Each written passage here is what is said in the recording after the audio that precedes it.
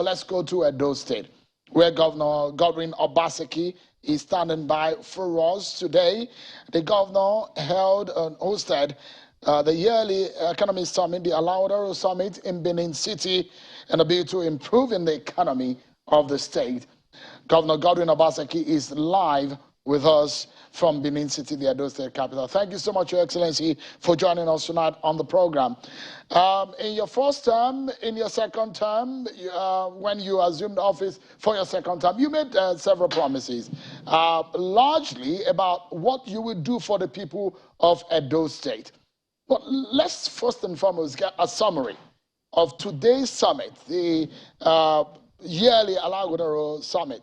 What is the crux of this summit? What is it meant to achieve today? Thank you very much, Sheung, and thank you for the support you've always given us on Alarodaro.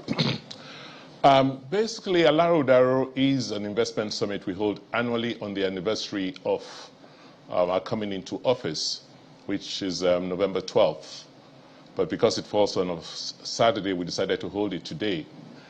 At these summits, since we started holding them 6 years ago, we've tried to think through what the economic policies of our state should be, how to attract investments, what our priorities are, and all of this is to grow our economy and provide goods and services for our people.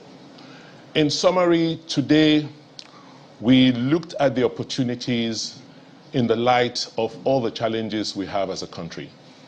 We said, despite the challenges we face as a nation today, one fact that remains is that the over 200 million people in Nigeria are not going to disappear. They will still need to consume goods and services. And to the extent that we are not able to earn foreign exchange to the level we expect to, we need to now begin to produce more locally to satisfy our consumption. And manufacturers, producers of goods and services will go to states or locations where they find favorable climates to undertake their economic activities. And so for us in Edo, we want to place Edo State as one of those hubs where people can come in and, produce goods and services at, at a reasonable rate. We looked at the endowments we have and looked at the areas that we as a state are focusing on, and we try to let the world know that the greatest advantage we have today in Edo State is that we are one of the cheapest and most reliable sources of electricity. Edo State today generates in excess of 1,000 megawatts of power. And since that power can't be put on the grid for use nationally, we're trying to attract investments to come into Edo State and use the power here and distribute their goods and services from Edo State. Interesting. So this is an investment summit, and the opposition has criticized that it's a yearly hollow gathering that brings no result. So let's ask you, what result has this summit brought to the people of Edo State? Is it worth the organization and the timing, or the time that is being put into it? Unfortunate, when you have economic illiterates as opposition, then they can't understand what you are doing. They can't even grasp the benefits of what we are doing as a government. If you were at the event today, more than 50% of the participants are investors who are currently undertaking one form of investment or the other in Edo State. Since we started Alagodaro, we can proudly say that we've brought almost $1 billion worth of fresh investments into Edo. Today, we have people who have invested in independent power. As we speak, my office, the studios I'm speaking from, is powered by an IPP plant. We've allocated and we have investors who currently are preparing farming estates for oil palm. We have allocated in excess of 63,000 hectares of land for oil palm. It's one of the biggest agricultural projects on the continent today. We continue to invest in education, and the world, it's out there. If they can read and go to websites of places like the World Bank, they can see the amount of progress which Edo has made and the kind of acclaim that Edo is receiving from the international community. So, it's unfortunate the way they understand the economy is different from what is happening. The people of Edo are feeling the impact of Ala Udaro. You can't find, today you could not find a seat on any aircraft coming into Benin. You cannot find, rooms in hotels in Edo State today. So, all of these are indicators of the kind of growth. People can't be coming into our state if they don't find something, if they're not looking for opportunities, or if they don't have opportunities they're exploring already. So the benefits are very clear and visible for those who can see, but those who still believe that there's, they want to still fiddle with the treasury and take money out of the treasury and understand the economy only from the perspective of government spending, they cannot see the opportunities we are creating. So let's look at some of the benefits. On a day like this, you also promised to raise the internally generated revenue of the state to about 60 billion. That might be like a tall order as far as the present economic realities, not only in Nigeria, globally, is concerned. I think you met about slightly over $1 billion IGR in 2016 when you assumed office. It grew in 2 years to over 2 billion. But give us an understanding, because a lot of people will want to know how you want to take it to 60 billion. Where will it be coming from? What sector are you growing? In specific and practical terms, how are you achieving this? First, we are going to close this year with IGR slightly above 40 billion. And growing IGR by about 50% next year shouldn't be a problem, because what we have done is to make the collection process a lot more efficient. We're getting more people into the tax bracket. We are making payment of taxes much easier. We've deployed a lot of technology and a lot of data. We have mapped our cities. We have done massive enumeration. Currently, we have only about 150,000 taxpayers in a population of about 5 million. It tells you the opportunities that exist. We are looking at specific areas in terms of land reforms. We are currently reforming land. We are issuing CFOs within 30 days for under 100,000 naira. We are encouraging more business, small-scale businesses, SMEs. We're providing financing. We are providing access to markets. So in a nutshell, we begin to see the underlying business activities that are taking place in the state, and we're persuading our citizens to just pay something, at least minimal tax, and it's just, so for us, it's a game of numbers. If we're able to double the amount of people in our tax bracket today, we clearly will do much more than the anticipated 60 billion naira. So, how does this benefit? Because it's not only collecting these monies. I mean, it has to mean something, because you are also taking from the people of Edo State and the residents and the workers and the companies who are working and putting this money into the Edo State economy. But it's not only for the government to have the ability to collect, it's also to be able to utilize this money for the benefit of the Edo people. In practical terms, if you can also tell us, how does this benefit the average Edo man? Okay. Who is on the street, who is looking for how his daily bread can be well buttered? How is an Edo man better than last year in terms of the food on their tables? Okay. For us, every kobo we collect from taxes go into capital expenditure. Not one kobo of taxes go into any other thing and to recurrent expenditure. So what that means is that we're able to build more roads, we're able to build more schools, furnish classrooms, We're able to create more opportunities for work. We're able to create the enabling environment for more businesses to come and locate. All the things government should do, providing that enabling environment. We then have the capacity to do more. And to the extent that we can provide more equipment to protect our citizens, have better security, we can provide more roads. The amount of requests we have today from citizens, from communities, for just to be connected to by roads is unbelievable. I mean, it would take years for government to satisfy those requests.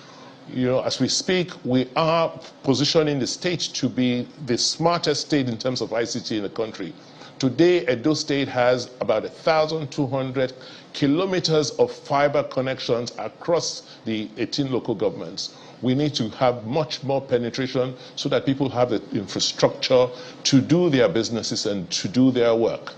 All of these are investments government needs to make, and these investments are being made from the taxes citizens pay. So I was trying to get you to speak to specific on what you have put on the ground and how the lives of the people have been better. You've just given us a generic information about what you hope that this will do. But in specific terms, how many roads have you done? How is that road better? Is there a food inflation that is down? Or what? Yes, in what area is food cheaper in your state compared to other states? Yes, clearly, I mean, Edo has always had that advantage as a food basket, but the challenge has been access to, to the farms, access to the farm gate to evacuate products. In terms of the kilometers of roads we're constructing next year, all of that will be revealed in the budget I'm presenting to Parliament on Wednesday. But specifically, what we have decided, what we're doing in terms of actual returns, I can tell you that we are growing our road network on an annual basis by over 25%. We are today connecting all local governments through our own network of our interstate roads. You know that we've had challenges with the federal roads in Edo State, and that has put pressure on us as a state government to build roads connecting our local governments. This is how we are spending money, and these are the specific investments government is making. Okay, let me go into one area you promised the people of Edo State. From 2016, it was boldly written at the Ring Road. You had a banner there in 2016 where you said 200,000 jobs, part of your campaign promise as at the time. About a year or two, before the next election, you said you have done over 150,000. There were debates on how true the fact that you were reeling out and where those jobs were, because the opposition said at the time that the jobs you were talking about cannot be found by the people. They're wondering whether those jobs only existed in the air. How much of those jobs and how much of those promises have you been able to make in terms of job creation, and in what sector? We have today on record verifiable numbers. We've created, as of today, over 230,000 jobs for young people. And these sectors are, the sectors we've talked about are technology, agriculture, industry, services, entertainment. Last year or 2 years ago, Business Day undertook an independent survey, an independent analysis. And at that point, they confirmed on their own from the work they did and the data they collected that we had created about 157,000 jobs. That was about 3 years ago, just immediately after COVID. So that was an independent survey, independently conducted then. Since then, we have continued to improve because we have an agency called Edo Jobs, Edo Skill Development Agency. And what they do there is to identify the needs of employers and then they have programs where they look for young people, men and women, and they train them, give them employability skills, they train them, they give them life skills.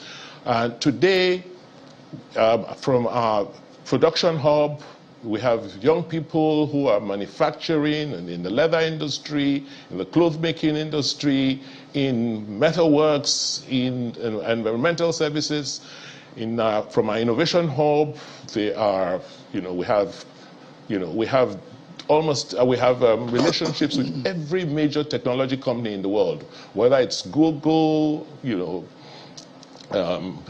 Google, Amazon, a whole range of technology providers are now hiring, hiring people we have trained in Edo State to work for them, and they pay them, to program and create services and offer services to them while living in Edo. We have a lot of joint ventures. We signed a lot of MOUs, joint ventures with tech companies. Today we have a tech park, a temporary tech park, where we have trained a third cohort, over 300 young men and women, and all of them are fully engaged. I can go on and on. We're working with the IOM. We have 7 job centers, about 5 rural ones, which we opened, and young people just stream in. We're encouraging them to come in, helping them prepare their CVs, and placing them in jobs across the state and also across the country. In health services, we've accredited our nursing schools. We're training nurses. We're training, because we know a lot of young people want to travel. And we're not too bothered about that. We want to give them skills. We want to give them opportunities, so when they travel, they are able to get placement and jobs. But we can... before I leave the area of the economy to some other issues, I'd like to ask you, because you've been very critical about the federal government's handling of the economy. At some point, you said they were printing the Naira for ulterior motives. You criticized the printing of the currency, which you criticized. Now, for those who believe, who do not agree with you, there are also comments that your allegations of money printing is unverifiable. And those who have criticized you about the redesigning of the Naira said, in fact, that there is nothing wrong with redesigning of the Naira, and they have attacked your criticism on the redesigning of the Naira. Have you reviewed your comments and your views about the handling of the economy by the Buhari government, which, of course, you are a very good friend of that government in the early years, but now it seems you have you hold a different view. Do you still think that the Buhari government is mishandling the economy, as you have always held the view? Sheung, facts are facts. And what I've always done is to state the facts as I see them and as they are. The fact today is that even the authorities, the monetary authorities themselves, have admitted that they print money, that we create money that's not substantiated by by productivity. So I don't think anybody's in doubt that that is the situation. I guess the issue for us today is what should be our priorities? What should we be doing in a very difficult and challenging world today? Where should be the focus? Should it not be about encouraging economic growth? Why have we, over the last several years, not been able to design or undertake economic policy design that's able to lift more people out of poverty? Why, what have we, what have we been doing in terms of economic design that has created more challenges, more problems, and more, and has made over 90 million Nigerians slip into poverty? This year alone, I was reading a report, and this year alone, we will end up having more than 50% of our people living, living below poverty lines. I guess for us, those should be the areas of interest and focus. Redesigning the currency, for me, should not be our priority, because even the cost of printing new notes is humongous. Nobody has told us how much they're spending. I mean, in a country that is starved of foreign exchange, should that be our priority today? Those, for me, are the issues.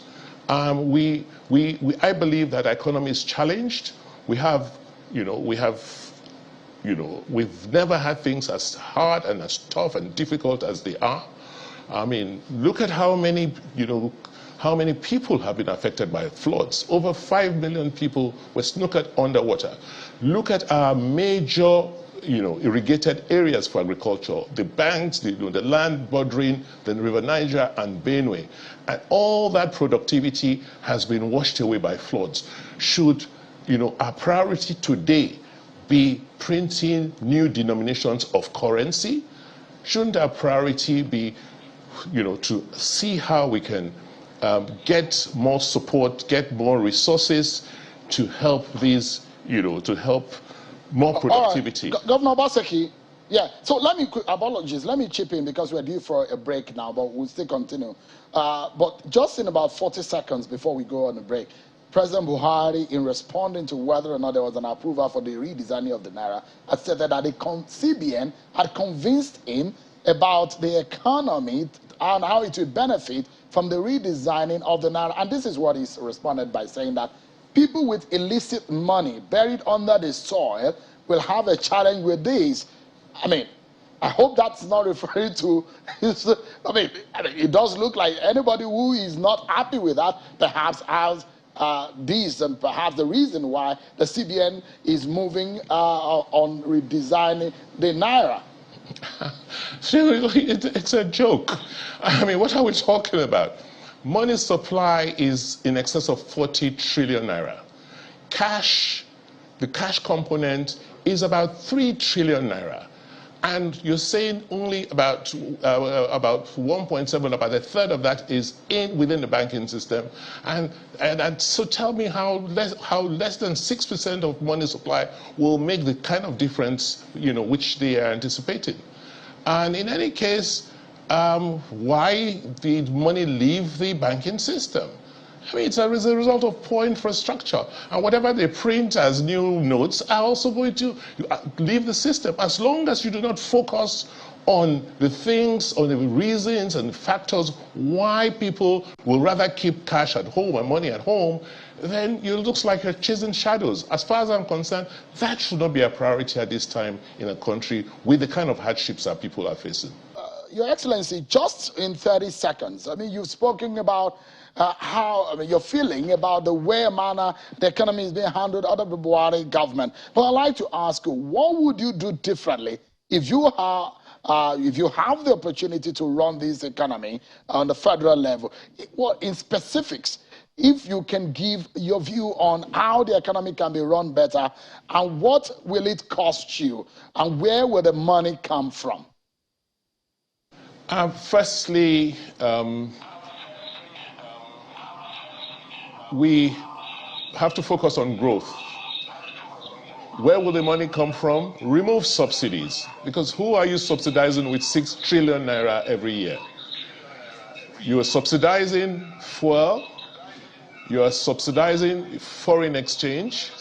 Between these two subsidies, you'd have enough, have revenues to now focus on areas where you can create growth. You cannot have a market that is selling a product at 800 naira and you are selling that same product at 400 naira.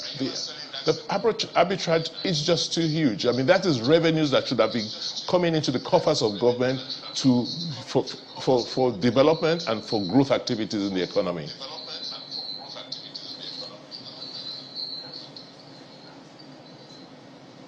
So, because I still have a follow-up on that, but let me move into, because we need to wrap up and go to another issue.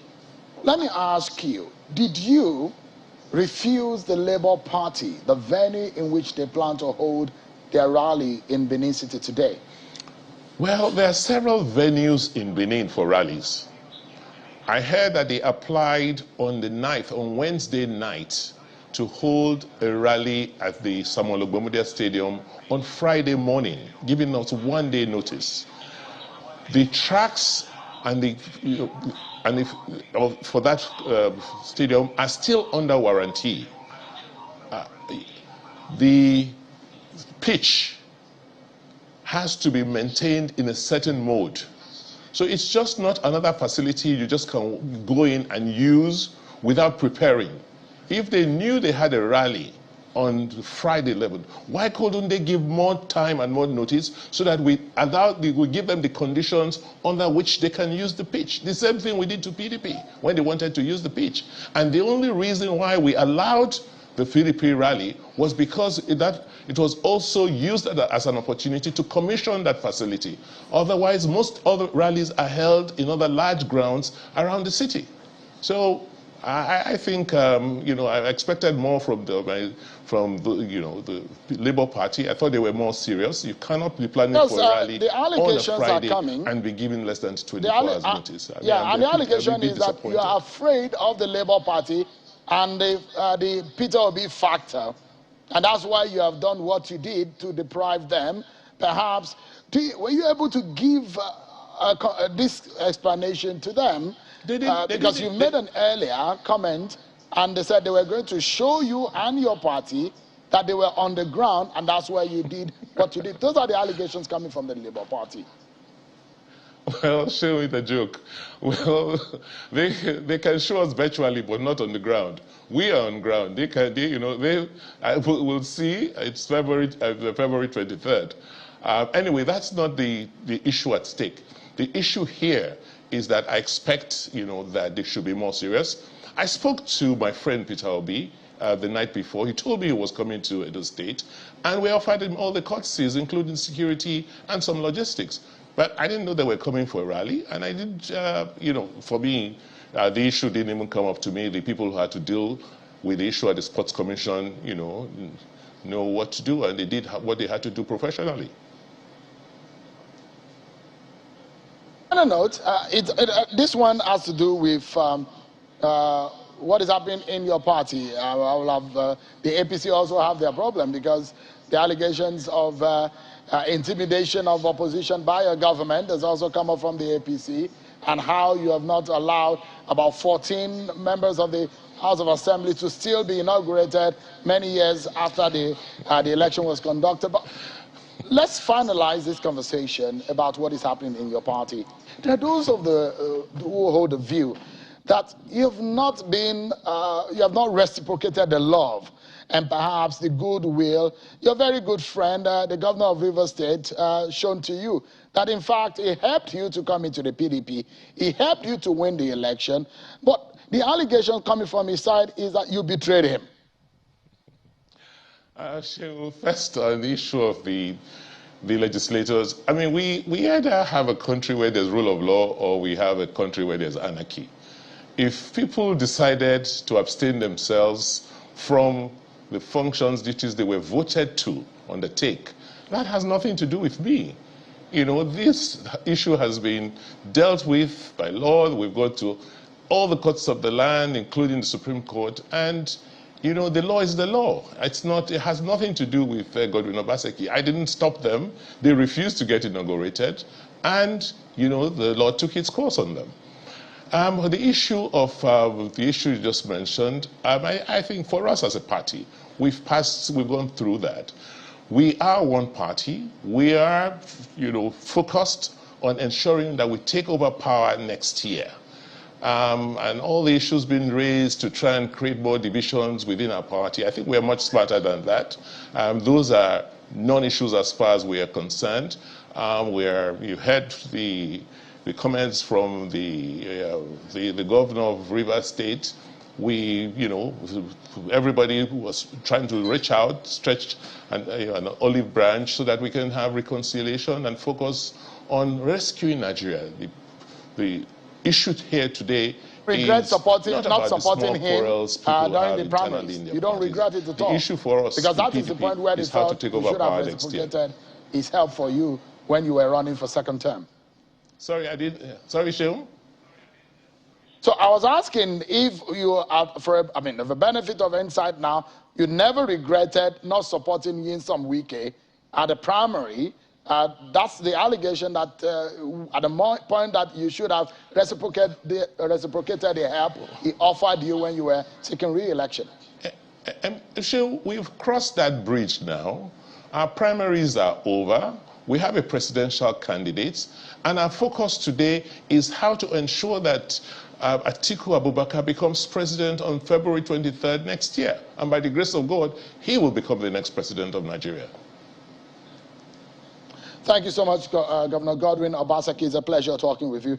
I've totally just spent all the time. Thank you so much indeed for talking to us, and I wish you the very best. Thank you, Sheil.